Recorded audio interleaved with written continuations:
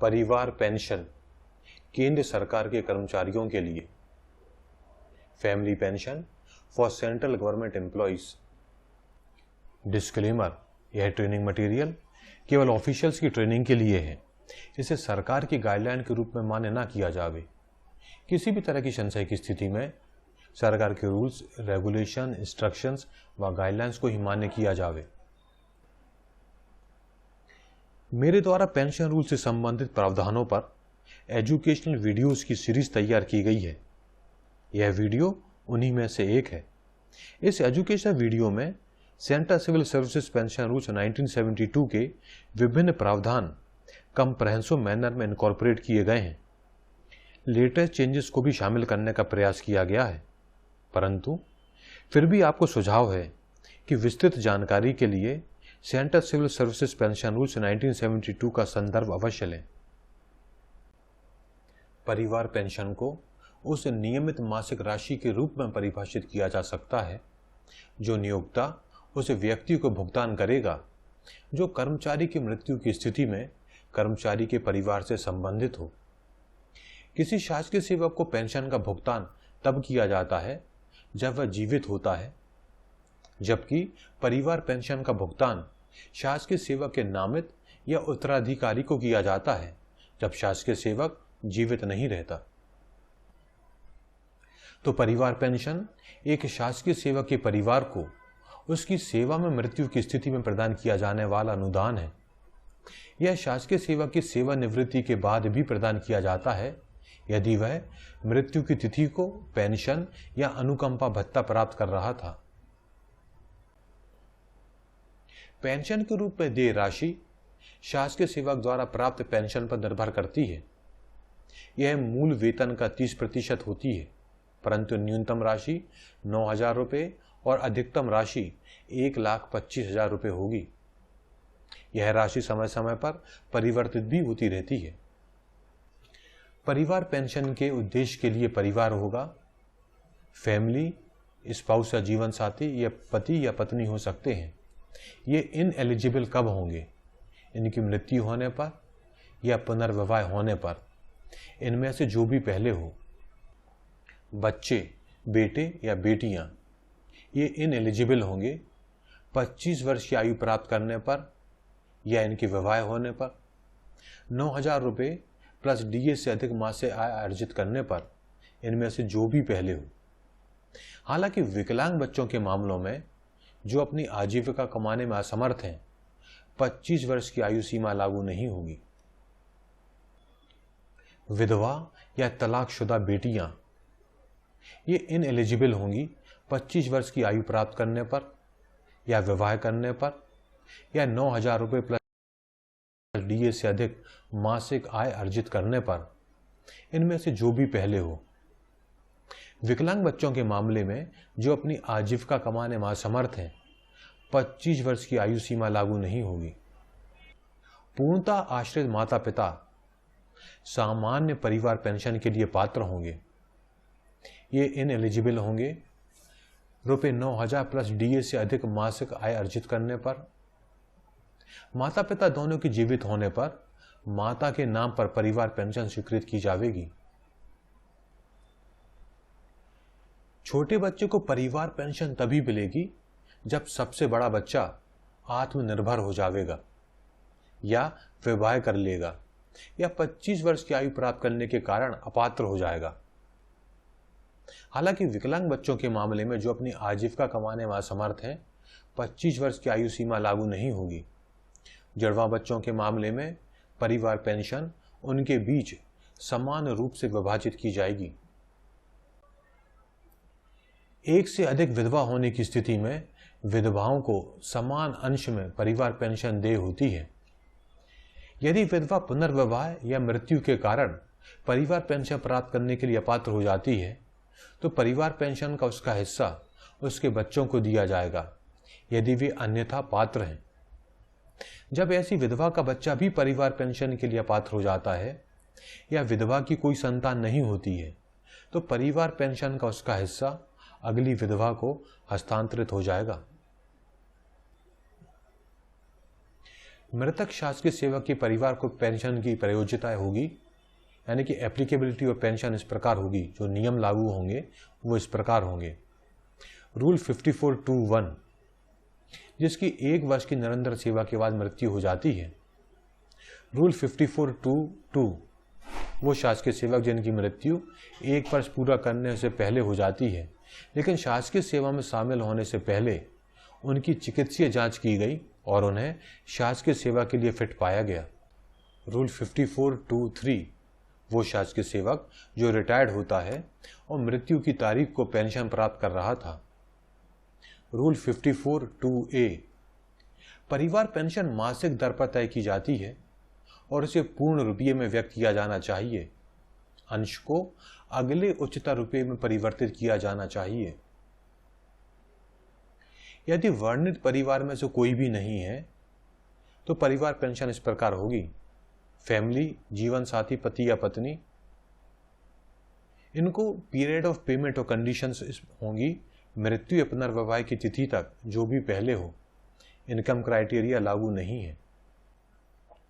निसंतान विधवा, period of payment and conditions होंगी आय मानदंड के अधीन पुनर्विवाह के बाद भी निसंतान विधवा के मामले में।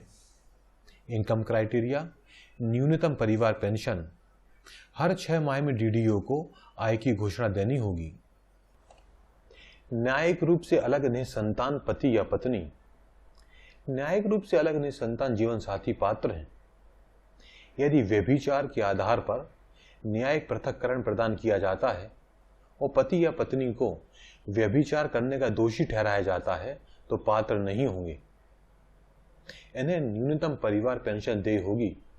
हर 6 माह में डीडीओ को आय की घोषणा करनी होगी। न्यायिक रूप से अलग हुए जीवन साथी को परिवार पेंशन प्राप्त होगी जब बच्चों की इसके लिए पात्रता समाप्त हो जाएगी। पुत्र या पुत्री, period of payment and conditions 25 वर्ष की आयु तक या विवाह या जीविकोपार्जन प्रारंभ करने तक, जो भी पहले हो। जन्म के क्रम में देय होगी। बड़े के अपात्र होने के बाद छोटा बच्चा पात्र हो जाएगा। न्यूनतम परिवार पेंशन देय होगी। 25 वर्ष से ऊपर के दिव्यांग बच्चे के केस में अंतिम एलिजिबल बच्चे की बारी समाप्त होने के बाद पात्र होंगे। यदि 2 से अधिक बच्चे दिव्यांग हैं तो जन्म के क्रम में परिवार पेंशन देय होगी। बड़े बच्चे के पात्र नहीं होने के बाद, यानी कि उसके इनएलिजिबल होने के बाद छोटा बच्चा पात्र होगा। इन्हें न्यूनतम परिवार पेंशन देय होगी। जुड़वां बच्चों के मामले में उन दोनों को समान शेयरों में परिवार पेंशन का भुगतान किया जाएगा। योग्यता को एक सक्षम चिकित्सा प्राधिकारी द्वारा प्रमाणित किया जाएगा। शादी के बाद भी यह देय होगी। आय के बारे में बैंक को प्रमाण पत्र प्रस्तुत किया जाना होगा। जब भी किसी बच्चे में विकलांगता प्रकट होती है जो उसे अपना जीवन यापन करने में असमर्थ बनाती है, तो कार्यालय प्रमुख को चिकित्सा प्रमाण पत्र के साथ सूचित किया जाना चाहिए। अविवाहित या विधवा या तलाकशुदा पुत्री, ये पात्र हैं यदि अपनी जीविका अर्जित नहीं कर रही हैं। यह कंडीशन 1 जनवरी 1998 से प्रभावी है। यदि पीपीओ जारी करने के बाद पात्रता होती है तो पति या पत्नी यदि जीवित हैं या अविवाहित या तलाकशुदा या विधवा बेटी स्वयं पेंशन स्वीकृति प्राधिकारी को विवरण सूचित कर सकती है। माता या पिता जीवित रहते हुए पूर्ण रूप से शासकीय सेवा को निर्भर हों। इन्हें सामान्य दरों पर ही परिवार पेंशन देय होगी। अगर माता पिता दोनों जीवित हैं तो सबसे पहले मां को परिवार पेंशन मिलती है। दिव्यांग भाई बहन यदि अपनी जीविका कमाने में असमर्थ हैं। दिव्यांग बच्चों के लिए निर्धारित मानदंड का पालन किया जाएगा। एक मृत कर्मचारी या पेंशन भोगी के संबंध में एक लाभार्थी को स्वीकार परिवार पेंशन को अन्य परिवार पेंशन के लिए पात्रता के निर्धारण के उद्देश्य से आय के रूप में नहीं गिना जाएगा, जो कि किसी अन्य मृत कर्मचारी या लाभार्थी के संबंध में देय है। हालांकि विचाराधीन लाभार्थी की किसी अन्य आय को परिवार पेंशन के लिए पात्रता तय करते समय आय के रूप में गिना जाएगा। निम्नलिखित मामलों में परिवार के एक हिस्से से अधिक सदस्यों को समान हिस्से में परिवार पेंशन देय होना। एक से अधिक विधवा। एक विधवा की मृत्यु पर उसके हिस्से का भुगतान उसके पात्र बच्चे को किया जाएगा। यदि कोई पात्र संतान नहीं है तो दूसरी विधवा को। This will be done under the rule 54(7)(a). विधवा और पात्र संतान या दूसरी पत्नी जो जीवित नहीं है के बच्चे को। Rule 54(7)(b). विधवा और पात्र संतान या तलाकशुदा पत्नी या पत्नियों के बच्चे के लिए under the rule 54(7)(c).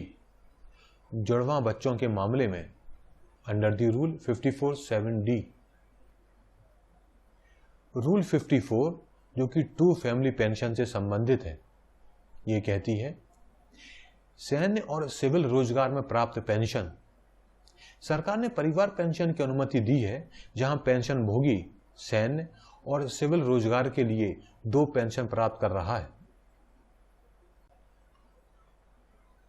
Rule 54(11). पति और पत्नी यदि दोनों शासकीय सेवक हैं। यदि पति और पत्नी दोनों शासकीय सेवक हैं और उनमें से एक की सेवा के दौरान या सेवानिवृत्ति के बाद मृत्यु हो जाती है तो परिवार पेंशन निम्नलिखित तरीके से देय होगी। जीवित जीवन साथी को। पति या पत्नी की मृत्यु पर बच्चे बढ़ी हुई दर पर 2 परिवार पेंशन के पात्र हैं, रुपये 1,25,000 की सीमा तक। यदि एक पेंशन बढ़ी हुई दर पर और दूसरी सामान्य दर पर देय है तो दोनों की अधिकतम राशि रुपये 1,25,000 तक सीमित होगी। यदि दोनों पेंशन सामान्य दर से देय हैं तो यह राशि रुपये 75,000 प्रति माह तक सीमित होगी। यदि कोई शासकीय सेवक मृत हो जाता है और उसकी न्यायिक रूप से परित्यागिता पति या पत्नी है और उसकी कोई संतान नहीं है तो परिवार पेंशन इस परित्यागिता पति या पत्नी को देय होगी। यदि व्यभिचार के आधार पर न्यायिक विच्छेद ना हुआ हो और संबंधित व्यक्ति को व्यभिचार का दोषी ठहराया गया है तो उसे यह पेंशन देय नहीं होगी। रूल 54(11) से संबंधित गवर्नमेंट ऑफ इंडिया का डायरेक्शन नंबर 9 है। किसी अधिकारी के ठिकाने की जानकारी नहीं होने की स्थिति में परिवार को देय परिवार पेंशन, यानी कि किसी शासकीय सेवक के वेयर अबाउट्स नहीं पता है तो उसके परिवार को किस प्रकार परिवार पेंशन देय होगी। परिवार को पुलिस थाने में रिपोर्ट दर्ज करवानी चाहिए और पुलिस से रिपोर्ट प्राप्त की जा सकती है कि सभी प्रयासों के बाद भी कर्मचारी का पता नहीं चल सका। कर्मचारी के नामित या आश्रितों से एक क्षतिपूर्ति बॉन्ड लिया जाएगा कि यदि संबंधित कर्मचारी बाद में उपस्थित होता है और कोई दावा प्रस्तुत करता है तो समस्त भुगतान कर्मचारी के देय भुगतान में से समायोजित किए जाएंगे। धोखाधड़ी आदि करने के बाद गायब होने वाले अधिकारियों के मामले में ये नियम लागू नहीं होते। बढ़ी हुई दर पर परिवार पेंशन 7 साल की अवधि के बाद ही देय होगी। रूल 54(10)(a) और 10(b) यह enhanced rate of family pension से संबंधित है, यानी कि बढ़ी हुई दर पर परिवार पेंशन से संबंधित है। यदि किसी गवर्नमेंट सर्वेंट की 7 वर्ष की लगातार सेवा करने के बाद मृत्यु हो जाती है तो परिवार मृत्यु की तारीख के बाद की तारीख से परिवार पेंशन की बढ़ी हुई दर के लिए पात्र है। यदि किसी शासकीय सेवा की सेवा के दौरान मृत्यु हो जाती है तो परिवार पेंशन की सामान्य दर का दुगना या अंतिम आहरित वेतन का 50% जो भी कम हो देय होगा। मृत्यु की तारीख के अगले दिन से 10 वर्षों के लिए देय होगा। यदि शासकीय सेवा की सेवानिवृत्ति के बाद मृत्यु हो जाती है तो परिवार पेंशन की सामान्य दर का दुगना या सेवानिवृत्ति के समय प्राप्त पेंशन का 50% या अधिकृत पेंशन की राशि जो भी कम हो 7 वर्ष तक या पेंशन भोगी के 67 वर्ष की आयु प्राप्त होने तक देय होगा। अब हम देखते हैं कि यदि कोई गवर्नमेंट सर्वेंट रिटायरमेंट के बाद मृत हो गया हो तो उसे किस प्रकार एनहांस रेट पर फैमिली पेंशन मिलेगी, इसके कुछ एग्जाम्पल देखते हैं। पहले कॉलम में गवर्नमेंट सर्वेंट की एज है at the time of retirement, दूसरे कॉलम में डेथ के समय गवर्नमेंट सर्वेंट की एज, और तीसरे कॉलम में कितने समय तक एनहांस्ड फैमिली पेंशन मिलेगी। यदि गवर्नमेंट सर्वेंट ने वॉलंटरी रिटायरमेंट लिया है और उसकी एज 40 साल है, 40 साल में वॉलंटरी रिटायरमेंट ले लिया है, डेथ के समय उसकी एज 50 साल है, तो अगले 7 साल तक एनहांस रेट पे फैमिली पेंशन मिलेगी। यदि गवर्नमेंट सर्वेंट की एज रिटायरमेंट के समय 60 ईयर्स है, उसकी मृत्यु 61 ईयर्स में हुई है, तो अगले 6 साल तक एनहांस फैमिली पेंशन मिलेगी। रिटायरमेंट के समय यदि एज 60 साल है, at the time of death age 65 है, तो एनहांस फैमिली पेंशन 2 साल के लिए मिलेगी। यदि रिटायरमेंट के समय एज 65 है, डेथ के समय एज 66 है, तो एनहांस फैमिली पेंशन अगले 1 साल के लिए मिलेगी। फैमिली पेंशन के अलावा जिस किसी व्यक्ति को भी फैमिली पेंशन मिल रही हो और उसकी आयु 80 साल या इससे अधिक हो जाती है, तो उनको एडिशनल फैमिली पेंशन मिलती है, जो कि इस प्रकार है। 80 से 85 ईयर्स होने पर बेसिक पेंशन का 20% और मिलेगा। 85 से 90 ईयर्स तक बेसिक पेंशन का 30%, 90 टू 95 ईयर्स तक बेसिक पेंशन का 40%, 95 टू 100 ईयर्स तक बेसिक पेंशन का 50% और 100 साल से ऊपर बेसिक पेंशन का 100%। रूल 50 जो कि डेथ ग्रेजुटी से संबंधित है। डेथ ग्रेजुटी डिकीज गवर्नमेंट सर्वेंट की फैमिली को मिलती है। यदि लेंथ ऑफ क्वालिफाइंग सर्विस 1 साल से कम है, तो रेट ऑफ डेथ ग्रेजुटी होगी 2 टाइम्स एमोल्यूमेंट्स। यदि लेंथ ऑफ क्वालिफाइंग सर्विस 1 साल से अधिक और 5 साल से कम है, तो 6 टाइम ऑफ एमोल्यूमेंट्स। और यदि लेंथ ऑफ क्वालिफाइंग सर्विस 5 साल से अधिक और 20 साल से कम है, तो 12 टाइम्स ऑफ एमोल्यूमेंट्स। यदि लेंथ ऑफ सर्विस 20 साल से ज़्यादा है, तो रेट ऑफ डेथ ग्रेजुटी होगी half of emoluments for every completed 6 monthly period of qualifying service, subject to a maximum of 33 times of emoluments। लेकिन इसकी सीमा है कि जो डेथ ग्रेजुटी है वो अधिकतम 20 लाख रुपए तक ही देय होगी। अब हम देखते हैं रेसिडुअरी ग्रेजुटी। यह मृतक शासकीय सेवक के परिवार को देय है। इसकी कंडीशंस है, शासकीय सेवक सेवक ग्रेजुटी या पेंशन के लिए पात्र होना चाहिए और शासकीय सेवक की मृत्यु रिटायरमेंट के 5 वर्ष के भीतर हो गई हो। इसकी कैलकुलेशन इस प्रकार होगी, सेवानिवृत्ति के समय पर जो कुछ भी परिलब्धियां उसको मिल रही हैं उसका 12 गुना, और मृत्यु के समय शासकीय सेवक द्वारा वास्तव में प्राप्त राशि के बीच का अंतर, यानी कि सर्विस ग्रेजुटी या पेंशन प्लस सेवानिवृत्ति gratuity, retirement gratuity plus pension के एक हिस्से का कम्यूटेड वैल्यू और पेंशन पर महंगाई राहत। अब हम कुछ एग्जाम्पल की हेल्प से फैमिली पेंशन को कैलकुलेट करते हैं। एक सज्जन है ABC, जिनकी सर्विस के दौरान ही मृत्यु हो जाती है 25 अगस्त 2018 को, और उनका एक बच्चा है। ABC की कंटिन्यूस सर्विस हुई है 6 साल। लास्ट पे ड्रॉन है 50,500, इस पे DA है 15%। तो उनका पेंशनरी बेनिफिट्स क्या होंगे? क्योंकि ABC ने 7 साल से कम की कंटिन्यूस सेवा की है, तो उसके बच्चे को जो पेंशन मिलेगी वो नॉर्मल रेट पे मिलेगी।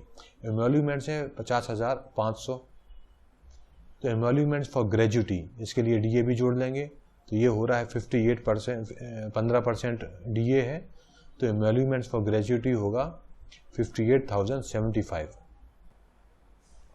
तो नॉर्मल रेट पर फैमिली पेंशन 30% ऑफ एमोल्यूमेंट्स होता है, तो ये आ गया 15,150 plus dearness relief on pension, और डेथ ग्रेजुटी 12 टाइम्स एमोल्यूमेंट्स होगा, तो 12 इंटू 58,075, तो ये आ गया 6,96,900। दूसरे सज्जन है BCD, इन्होंने 13 मई 2018 को सुसाइड कर लिया है। इनके अगेंस्ट में मेजर पेनल्टी ड्यू थी, चल रही थी, 2 साल से सस्पेंड थे। इनकी कंटिन्यूस सर्विस 25 साल की हो गई है। इनके एमोल्यूमेंट थे 2,70,500, डीए था 15%। तो परिवार को परिवार पेंशन मिलेगी या नहीं मिलेगी, किस हिसाब से मिलेगी, वो हम देखते हैं। हमें मालूम है कि गवर्नमेंट सर्वेंट ने मृत्यु हो गई है, और यदि किसी गवर्नमेंट सर्वेंट की मृत्यु हो जाती है तो यह माना जाएगा कि उसके आगे जो भी डीई चल रही थी वो समाप्त हो गई है, सस्पेंशन ऑटोमेटिक समाप्त होता है, डिसिप्लिनरी एक्शन समाप्त कर दिए जाते हैं और उसके परिवार को पूरे बेनिफिट्स प्राप्त होते हैं। तो बीसीडी ने जो है 7 साल से अधिक की सर्विस की है तो वो एलिजिबल होंगे फैमिली पेंशन के एनहांस रेट पे अगले 7 साल के लिए। तो टोटल एमोल्यूमेंट्स थे उनके 2,70,500। ग्रेजुटी के लिए एमोल्यूमेंट्स होंगे 2,70,500 प्लस 15% डीए भी जोड़ेंगे तो ये हो जाएगा 3,11,075। फैमिली पेंशन एनहांस रेट पे 50% ऑफ एमोल्यूमेंट्स, तो 50% ऑफ एमोल्यूमेंट निकाला, ये हो गया 1,35,250, लेकिन मैक्सिमम लिमिट है 1,25,000। तो एनहांस रेट पे फैमिली पेंशन अगले 7 साल के लिए केवल 7 साल मिलेगी एनहांस रेट पे फैमिली पेंशन। तो 13/5/2018 से 12/5/2025 तक एनहांस रेट पे फैमिली पेंशन मिलेगी 1,25,000 plus DNS relief on the pension. उसके बाद 7 साल के बाद नॉर्मल रेट पे फैमिली पेंशन मिलेगी तो 30% ऑफ एमोल्यूमेंट्स हो जाएगा। तो ये आ रहा है 81,150 प्लस डीआर। तो जो नॉर्मल रेट पे फैमिली पेंशन है वो 13 मई 2025 से मिलेगी, वही चलती रहेगी। Death gratuity half into emoluments into 6 monthly period. तो हाफ इंटू एमोल्यूमेंट्स निकालिए 3,11,075 इंटू 50, क्योंकि 25 साल की कंटिन्यूस सेवा करी है तो 6 मंथली पीरियड डबल हो जाएगा तो 50 आ गया। तो टोटल डेथ ग्रेजुटी हो रही है 77,76,875। लेकिन हमको मालूम है 1 जनवरी 2016 से मैक्सिमम ग्रेजुटी मिल सकती है 20 लाख, तो इनको मैक्सिमम ग्रेजुटी मिलेगी 20 लाख। अब तीसरा एग्जाम्पल देखते हैं। एक सज्जन है XYZ, इनकी डेट ऑफ बर्थ है 10 जून 1991। इन्होंने एज एन असिस्टेंट प्रोफेसर 7 जनवरी 2013 को ज्वाइन किया था 10:45 पर। ज्वाइनिंग के समय इन्होंने मेडिकल फिटनेस सर्टिफिकेट भी प्रस्तुत किया था, लेकिन 11:15 बजे हार्ट अटैक आने से इनकी मृत्यु हो जाती है उसी दिन। यानी 7 जनवरी को ही ज्वाइन किया है 11:15 बजे और 7 जनवरी को ही 11:15 बजे हार्ट अटैक आने से इनकी मृत्यु हो गई। ही सर्वाइव्ड बाय हिज विडो, उसकी पत्नी बची है। तो अब हम देखेंगे कि भाई उनको पेंशन किस हिसाब से मिलेगी। उनका जो पे स्केल था वो था 15,600, 39,100, डीए है 20%। चूंकि XYZ ने ज्वाइन कर लिया था, फिटनेस सर्टिफिकेट भी दे दिया था, तो इनको पेंशन मिलेगी, ये पेंशन के लिए पात्र होंगे। चूंकि इन्होंने कुछ घंटों की ही नौकरी की है, यानी कि 7 साल से कम इनकी सर्विस थी, तो इनको नॉर्मल रेट पे फैमिली पेंशन मिलेगी। तो एमोल्यूमेंट्स है 15,600 प्लस एजीपी 6,000, तो टोटल एमोल्यूमेंट्स होगा 21,600। ग्रेजुटी के लिए एमोल्यूमेंट्स हो जाएंगे 21,600 प्लस 20%, तो 25,920। तो फैमिली पेंशन नॉर्मल रेट पे 30% ऑफ एमोल्यूमेंट्स है, तो आ गया 6,480 plus DR on the pension. लेकिन मिनिमम फैमिली पेंशन हमको मालूम है 9,000 होती है, तो इनकी वाइफ को 9,000 पर मंथ की प्लस डीआर यानी कि DNS relief on the pension मिलेगी। चूंकि XYZ की सर्विस 1 साल से कम है तो डेथ ग्रेजुटी होगी 2 टाइम्स एवोल्यूमेंट्स, 2 × 25,920, तो ये हो जाएगी 51,840। तो मिनिमम फैमिली पेंशन 9,000 मिलेगी और इनको डेथ ग्रेजुटी 51,840 मिलेगी। हालांकि XYZ ने केवल 1 दिन की क्वालिफाइंग सर्विस की है, लेकिन फिर भी वो फैमिली पेंशन के लिए पात्र हैं क्योंकि वो मेडिकली फिट थे और उन्होंने सर्विस भी ज्वाइन कर ली थी। अब हम तीसरा एग्जाम्पल देखते हैं। FGH पेंशनर हैं, ये 29 दिसंबर 2012 को एक्सपायर हो गए, डेथ हो गई इनकी। इनकी डेट ऑफ बर्थ है 30 मई 1968। लास्ट पे ड्रॉन है 45,000 रुपये। Pension sanction on the retirement थी 12,955। डेट ऑफ सुपरन्यूएशन था, जो रिटायर हुए थे वो 31 मई 2010 को रिटायर हुए थे। तो फैमिली पेंशन हमें कैलकुलेट करनी है। ही सर्वाइव्ड बाय हिज विडो, उनकी पत्नी उनके पीछे बची हुई हैं। तो फैमिली पेंशन एनहांस रेट पे 50% ऑफ एमोल्यूमेंट्स होगा, तो ये आ गया 22,500। रिटायरमेंट के समय जो पेंशन सैंक्शन हुई थी वो हुई थी 12,955। तो इन दोनों में से जो कुछ भी लेस होगा वो एनहांस फैमिली पेंशन होगी। तो उनकी पत्नी को 12,955 की एनहांस फैमिली पेंशन मिलेगी। तो एनहांस रेट पे फैमिली पेंशन ये डेथ होने के 7 साल बाद तक मिलती है, या जो एम्प्लॉय डेथ हुआ है, जिसकी डेथ हुई है, वो जब भी 67 साल का हो रहा होगा तब तक, इनमें से जो भी कम हो। उसके बाद नॉर्मल फैमिली पेंशन मिलने लगती है। तो नॉर्मल फैमिली पेंशन 30% ऑफ एमोल्यूमेंट्स होता है, तो ये आ जाएगा 13,500। तो इस केस में कोई भी एनहांस फैमिली पेंशन नहीं मिलेगी। क्यों? क्योंकि एनहांस फैमिली पेंशन कम हो रही है, नॉर्मल फैमिली पेंशन ज़्यादा है। तो इन व्यक्ति को नॉर्मल फैमिली पेंशन ही मिलेगी, जो कि 13,500 रुपये है। अब हम लास्ट एग्जाम्पल देखते हैं। एक पेंशनर है IJK, जो कि 29 दिसंबर 2012 को जिनकी डेथ हो गई है। इनकी डेट ऑफ बर्थ 30 मई 1968 है। लास्ट पे ड्रॉन 45,000 रुपये है। इनको जो पेंशन सैंक्शन हुई थी रिटायरमेंट पे वो 22,500 थी। ये रिटायर्ड हुए हैं 31 मई 2010 को। तो इनकी फैमिली पेंशन हमें कैलकुलेट करनी है। ही सर्वाइव्ड बाय हिज विडो, वो अपने पीछे अपनी पत्नी छोड़ गई हैं। तो सबसे पहले हमको एनहांस फैमिली पेंशन निकालनी पड़ेगी, जो कि 7 साल के लिए होगी, या जब भी वो government servant 67 years of age प्राप्त कर लेते वो। तो एनहांस फैमिली पेंशन जो है वो IJK को मिलेगी 30/12/2012 से 29 मई 2035 तक। तो एनहांस डेट पे फैमिली पेंशन 50% ऑफ एमोल्यूमेंट्स, तो ये आ गया 22,500। और पेंशन सैंक्शन भी इनको हुई थी 22,500, दोनों एक दूसरे के बराबर हैं। तो एनहांस फैमिली पेंशन इनको मिलेगी 22,500। इसके बाद 30 मई 2035 से नॉर्मल फैमिली पेंशन मिलने लगेगी। नॉर्मल फैमिली पेंशन जो है वो 30% ऑफ एमोल्यूमेंट्स होता है, ये आ गई 13,500। तो 30 मई 2035 से मृतक शासकीय सेवक की पत्नी को नॉर्मल फैमिली पेंशन मिलेगी 13,500 plus dearness relief on pension.